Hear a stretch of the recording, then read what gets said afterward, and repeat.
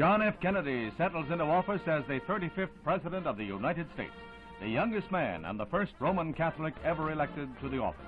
The first president born in the 20th century, he comes to office after one of the narrowest elections in American history. At 43 years of age, Mr. Kennedy takes over the power that for 8 years has been vested in Dwight D. Eisenhower, who at 70 was the oldest occupant of the White House.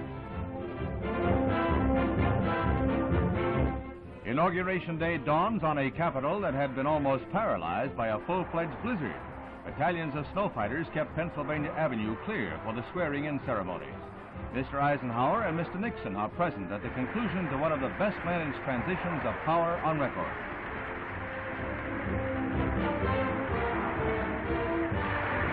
Despite sub-freezing temperatures, hundreds of thousands watched the ceremonies in front of the Capitol as the new President and Vice President Lyndon Johnson assume office.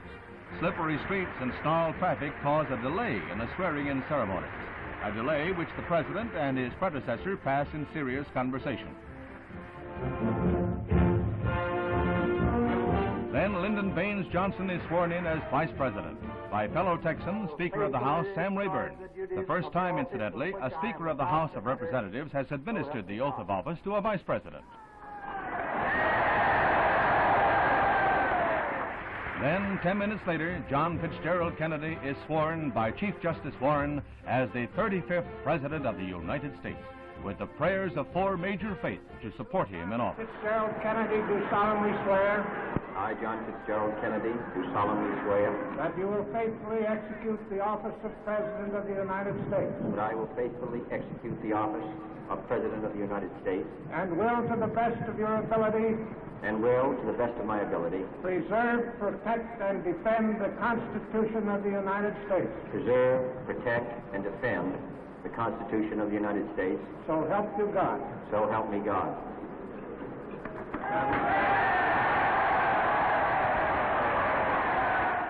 Mr. Nixon and Mr. Eisenhower are quick to extend their congratulations.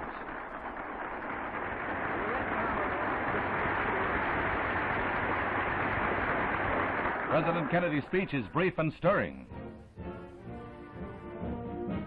Let the word go forth from this time and place to friend and foe alike that the torch has been passed to a new generation of Americans born in this century, tempered by war, disciplined by a hard and bitter peace, proud of our ancient heritage, and unwilling to witness or permit the slow undoing of those human rights to which this nation has always been committed and to which we are committed today at home and around the world.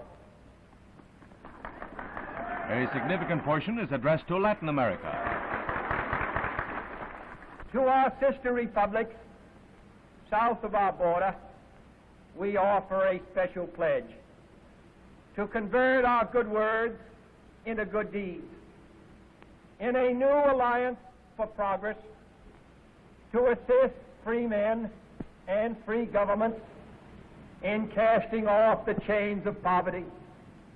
But this peaceful revolution of hope cannot become the prey of hostile powers. Let all our neighbors know that we shall join with them to oppose aggression or subversion anywhere in the Americas. And let every other power know that this hemisphere intends to remain the master of its own house.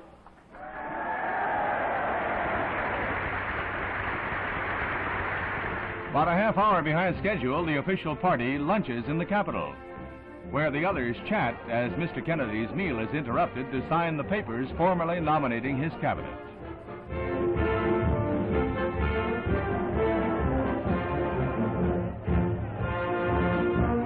Then the procession to the White House and the reviewing stand for the inauguration parade.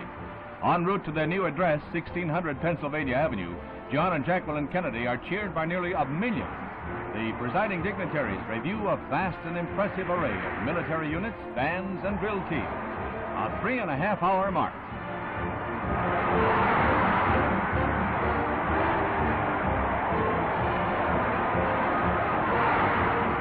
Hit of the parade, a replica of a Navy PT boat, like that commanded by President Kennedy in the Pacific in World War II, with most of his crew on hand.